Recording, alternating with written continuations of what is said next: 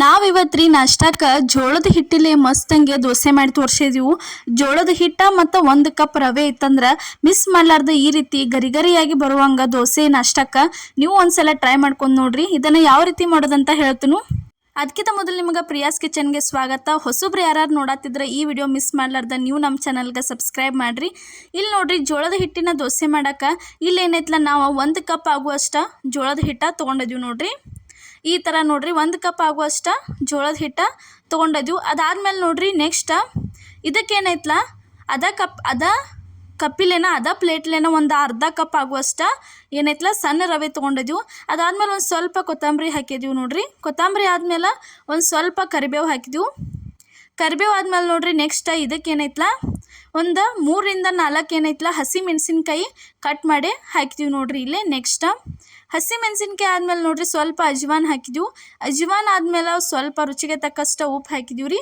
ಉಪ್ಪು ಆದ್ಮೇಲೆ ನೋಡ್ರಿ ಇದನ್ನ ಏನೈತಲ್ಲ ಪೂರ್ತಿ ಎಲ್ಲ ಇದಕ್ಕೆ 1 ಕಪ್ ಆಗುವಷ್ಟ ನೀರು ಹಾಕಿ ಇದನ್ನು ಚೆನ್ನಾಗಿ ಪೂರ್ತಿ ಸಣ್ಣಂಗೆ ಪೇಸ್ಟ್ ಆಗೋ ತನಕ ಇದನ್ನ ಏನೈತಲ್ಲ ಮಿಕ್ಸಿಗೆ ಹಾಕೊಂಡ ಬರ್ಬೇಕ್ರಿ.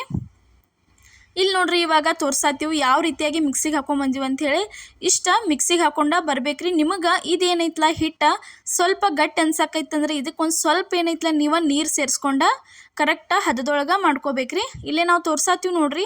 ಇಷ್ಟ ಹದದೊಳಗೆ ದೋಸೆ ಹಿಟ್ಟ ರೆಡಿ ಆತಂದ್ರೆ ಮುಗೀತ್ರಿ.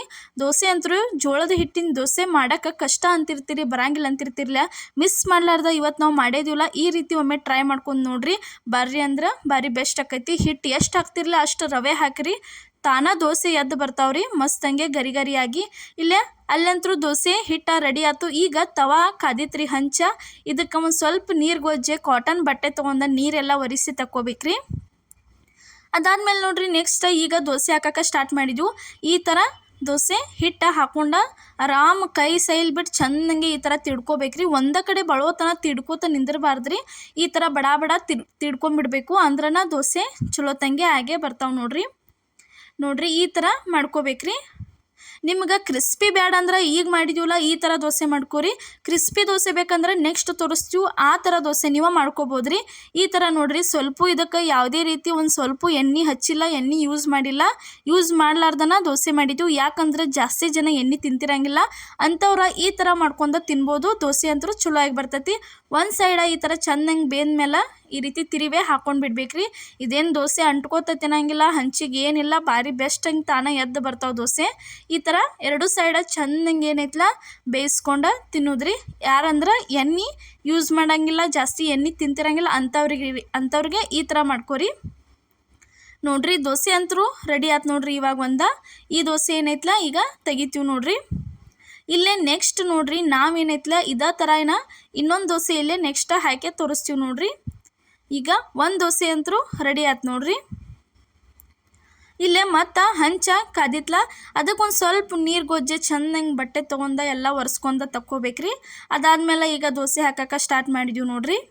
ಇದೇ ಥರ ಇನ್ನೂ ಹಲವಾರು ರೆಸಿಪಿಗಳನ್ನ ನಮ್ಮ ಪ್ರಿಯಾಸ್ ಕಿಚನ್ ಚಾನಲ್ ಒಳಗೆ ಹಾಕಿದ್ದೀವಿ. ನಾಷ್ಟಾ ರೆಸಿಪಿ, ಉತ್ತರ ಕರ್ನಾಟಕ ರೆಸಿಪಿಗಳನ್ನ ಮಿಸ್ ಮಾಡಲಾರ್ದು ಹೋಗಿ ರೆಸಿಪಿಗಳು ನೋಡ್ಕೊಂಬರ್ರಿ. ಯಾಕಂದ್ರೆ ಪ್ರತಿಯೊಂದು ಮನೆಯಾಗಿದ್ದ ಪದಾರ್ಥ ಬಳಸಿನ ನಾವು ರೆಸಿಪಿಗಳನ್ನ ಮಾಡಿ ತೋರಿಸಿರ್ತೀವಿ. ಪ್ರತಿಯೊಬ್ಬರಿಗೂ ಯೂಸ್ಫುಲ್ ಆಗುವಂಥ ರೆಸಿಪಿಗಳ ಇರ್ತಾವೆ ನೋಡ್ರಿ. ಈ ಥರ ಚೆನ್ನಾಗಿ ತಿಳ್ಕೊಬೇಕು ನೋಡ್ರಿ. ಈ ಥರ ತಿಡ್ಕೊಂಡ ಇದಕ್ಕೆ ಸುತ್ತಲೂ ಎಲ್ಲ ಚೆನ್ನಾಗಿ ಎಣ್ಣೆ ಬಿಡ್ಬೇಕ್ರಿ. ಎಣ್ಣೆ ಬಿಟ್ಟು ಇದನ್ನು ಕ್ರಿಸ್ಪಿ ಮಾಡ್ಕೋಬೇಕ್ರಿ. ಸ್ವಲ್ಪ ಎಣ್ಣೆ ಇಲ್ಲಾಂದ್ರೆ ನೀವೇನೈತಲ್ಲ ಬೆಣ್ಣೆನೂ ಯೂಸ್ ಮಾಡ್ಬೋದು, ಇಲ್ಲಾಂದ್ರೆ ತುಪ್ಪ ಯೂಸ್ ಮಾಡ್ಕೋಬೋದು. ಭಾರಿ ಟೇಸ್ಟ್ ಅನ್ನಿಸ್ತಾವೆ ದೋಸೆ.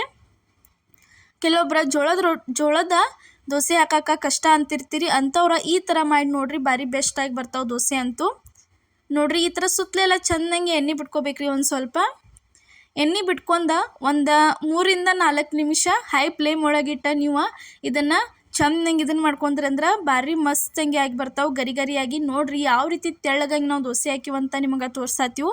ಈ ಥರ ಮಸ್ತಂಗೆ ತೆಳ್ಳಂಗೆ ಕ್ರಿಸ್ಪಿಯಾಗಿ ದೋಸೆ ರೆಡಿಯಾಗಿ ಬರ್ತಾವೆ. ಜೋಳದ ಹಿಟ್ಟಿನ ದೋಸೆ ಎಲ್ಲ ಥರ ದೋಸೆ ತಿಂದೇ ಇರ್ತೀರಿ, ಆದ್ರೆ ಈ ಥರ ಒಮ್ಮೆ ಡಿಫ್ರೆಂಟಾಗಿ ಏನೈತಲ್ಲ ಜೋಳದ ಹಿಟ್ಟಿನ ದೋಸೆ ಒಂದ್ಸಲ ಟ್ರೈ ಮಾಡ್ಕೊಂಡು ನೋಡ್ರಿ ನೀವು. ನೋಡ್ರಿ ಇದು ಒಂದು ದೋಸೆ ರೆಡಿ ಆಯ್ತು ನೋಡ್ರಿ. ತೋರ್ಸಾತೀವಿ ಯಾವ ರೀತಿಯಾಗಿ ಗರಿಗರಿಯಾಗಿ ಆಗೈತೆ ಅಂಥೇಳಿ. ನೋಡಿದ್ರನ ಗೊತ್ತಾಕೈತಿ. ಬಾಯಾಗೂ ಅಷ್ಟು ಟೇಸ್ಟ್ ಆಗ್ಯಾವು. ಯಾವುದೇ ರೀತಿ ಚಟ್ನಿ ತಿನ್ನೋ ಅವಶ್ಯಕತೆನೇ ಇಲ್ಲ. ದೋಸೆ ಅಷ್ಟನ್ನು ತಿನ್ಬೋದು, ಅಷ್ಟು ಭಾರಿ ಬೆಸ್ಟಾಗಿ ಬಂದವ್ರಿ. ಇವತ್ತು ನಾವು ಮಾಡಿದಂಥ ಈ ಜೋಳದ ಹಿಟ್ಟಿನ ದೋಸೆ ರೆಸಿಪಿ ನಿಮ್ಗೆ ಇಷ್ಟ ಆಗೈತೆ ಅನ್ಕೋತೀನಿ. ಇಷ್ಟ ಆಗಿದ್ರೆ ಮಿಸ್ ಮಾಡಲಾರ್ದ ಲೈಕ್ ಮಾಡಿ, ಶೇರ್ ಮಾಡಿ, ಕಮೆಂಟ್ ಮಾಡಿರಿ.